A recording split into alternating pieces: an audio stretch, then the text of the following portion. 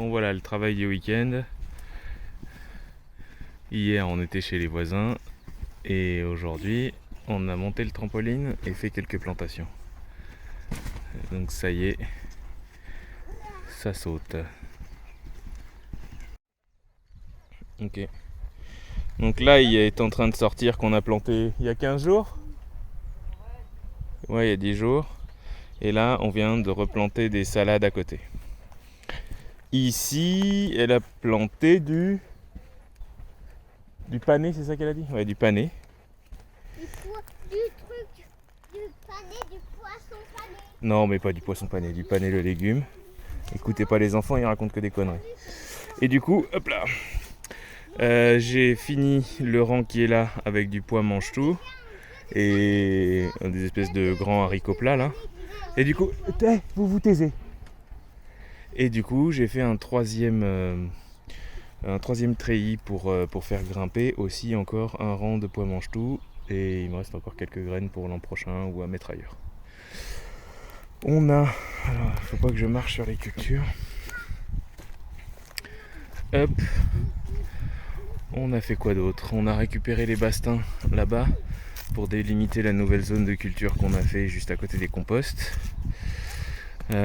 Et ça, on avait planté des carottes et poireaux et semé des poireaux aussi la semaine dernière.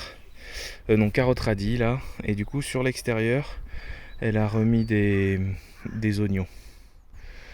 Pour le moment, on a planté que ça. Et là, on va s'occuper d'aller faire les semis dans la cuisine. Tomates, je sais plus quoi d'autre elle a prévu là. Voilà. Et du coup, on pourra mettre les semis dans la serre. On revient sur la butte aux petits pois là, ou aux pois mange-tout. Donc sur cette butte, il y a eu du fumier de cheval et vous voyez qu'on avait remis du broyat de bois. Donc pour planter, ce qu'on fait, c'est qu'on enlève le broyat. Et j'ai fait alors les petits pois, je les ai pas mis comme ça, je les ai enfoncés une par une. Et franchement, c'était chiant. Là, j'ai enlevé bien le broyat.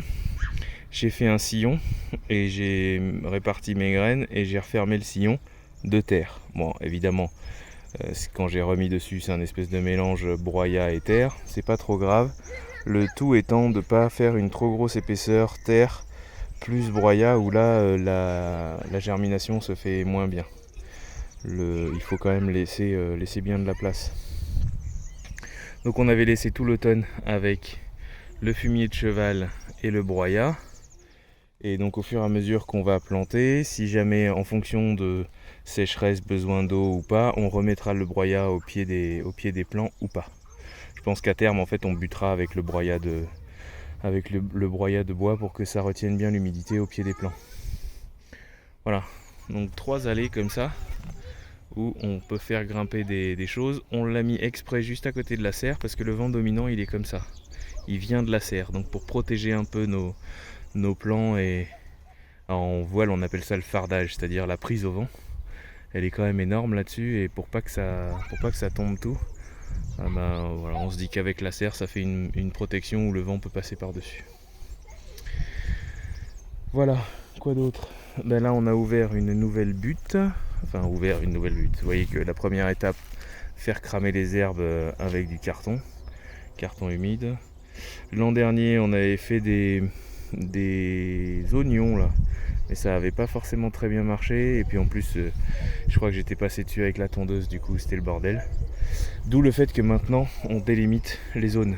C'est pas une histoire de faire des bacs ou quoi, c'est au moins d'arriver à faire une délimitation propre. Déjà d'une, ça retient le broyat de bois et puis ça fait des délimitations propres où on sait où est-ce que c'est planté et où ça ne l'est pas. Voilà. Bon, maintenant il faut que j'aille chez le paysan du coin chercher du grain pour les poules et il faut que j'aille au magasin récupérer de quoi faire la serre à semis. C'est un projet qui n'est pas pour tout de suite, mais au moins j'ai les matériaux et je pourrais faire ça quand j'ai du temps. Et ça y est, nos arbres fruitiers commencent à bourgeonner. Et ce qui est bien, c'est qu'ils ont commencé à bourgeonner juste après la vague de froid. Donc là, normalement, cette année, on est bon pour cela. Ça doit être un abricotier, je crois. et l'autre, il doit être là, l'autre abricotier. C'est ça, un abricotier polonais.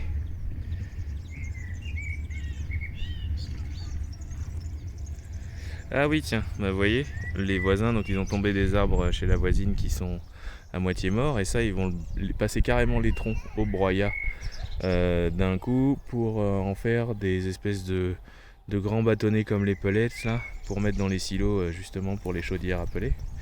Sauf que moi j'ai besoin qu'ils enlèvent ça parce que mes poteaux ils sont pas assez enfoncés. Et en fait avec toutes les racines de la haie à la main j'arrive pas à les enfoncer plus. Donc j'ai demandé au paysan qui s'occupe du champ à côté et qui fait ses balles de foin. Lui il a un planteur de piquets, de venir avec sa machine me faire les quelques piquets qui restent. Parce que là-bas ça s'est bien passé pour les piquets de clôture des poules. Mais bon je voudrais quand même les raffermir un peu ici, histoire que ce soit propre. Donc vous voyez quand même il y a eu du boulot là, de fait, de nettoyage dans la haie. Le cerisier il faut qu'on finisse de le débiter. Et ça nous fait quand même pas mal d'espace là, où bon bah évidemment la haie elle va remonter, mais on va pouvoir la tenir propre un peu plus facilement, puisque on a fait une coupe rase une première fois. Et donc avec tous les branchages qu'on n'a pas voulu prendre le temps de broyer, etc., on avait fait une haie sèche là-bas, qui est pas plus mal en fait, ça fait une espèce de haie défensive. Certainement qu'on continuera un peu dans le même style ici. Voilà, là dans la serre il n'y a rien et il y a... Enfin il n'y a rien. Il faut qu'on arrache les derniers trucs qui sont là. Oh putain, j'arrive pas à ouvrir la porte. Vous voyez, c'est comme... Oh il fait bien chaud là-dedans. Il y a plein de choses, des choux qui sont montés à graines, enfin bon voilà, il faut qu'on fasse un gros coup de désherbage et qu'on essaye de flinguer les derniers petits mulots qui sont dans le coin. Et voilà, qu'on arrive à faire quelque chose d'un peu propre pour redémarrer. Et cette fois-ci on mettra les tomates dans la serre, histoire d'essayer d'éviter le mildiou. Sachant que la serre on va pouvoir l'aérer avec un courant d'air avec les deux portes. Enfin bon, encore une fois on va essayer et puis on vous dira ce que ça donne. Et ça je ne sais pas ce que c'est. J'en ai deux qui poussent là, je ne sais pas ce que c'est. Si c'est de la mauvaise herbe ou si c'est vraiment un truc utile, j'en sais rien.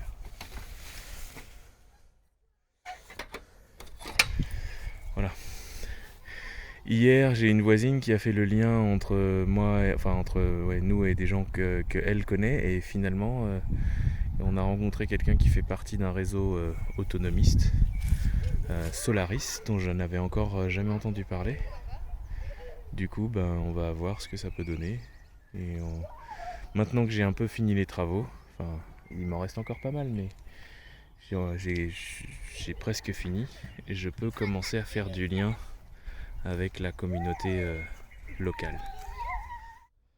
Et voilà, je viens de finir un bricolage aussi là. Ah oui, on avait refait la barrière pour remettre les planches sans espace, histoire que les enfants puissent pas monter dessus. Voilà, c'est toujours pareil, les histoires de sécurité pour devenir nounou. Et donc là, j'ai fait un grand bac dans lequel on va mettre les herbes aromatiques là. Persil, basilic, je sais plus quoi ce qu'elle veut mettre. Voilà. Donc ça c'est fait avec les planches de récup toujours qui viennent du plancher du grenier. Voilà, bon c'est pas mal pour une journée. Plantation, montage du trampoline là, tour de déchetterie encore une fois, refaire une nouvelle zone de culture là-bas. Ouais, ça avance, malgré le temps passé au boulot, ça avance. Allez, à la prochaine.